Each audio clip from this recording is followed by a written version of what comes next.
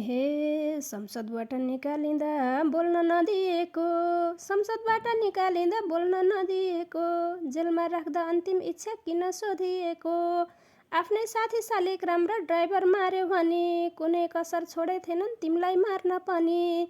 Gen Z मारी जेलभित्रका रविलाई दोष दियो, सिंहदरबार जलाउने बालन भन्दै थियो। हामीलाई सधैँ विश्वास थियो रवि बालेन सही छौ, तर यिनलाई सकाउन सब लागि परे रहेछौ। कसको आदेश अन्तिम इच्छा सोध रविलाई भन्ने, अन्तिम इच्छा सोध्नु है त्यो डिएसपीलाई पनि। कसले कस्तो जाला बुने कूटनीति खेले, हजुरलाई नै थाहा छँदै कसले कति पेले। बाँच्न पाउने अधिकार त सबैसँग थियो, अत्याचारै गर्ने आदेश कसले किन दियो।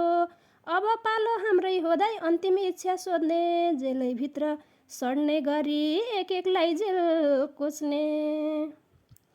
हे काम गर्नु है भ्रष्टसँग बचेर, छोड्नु पर्छ इतिहास रचेर।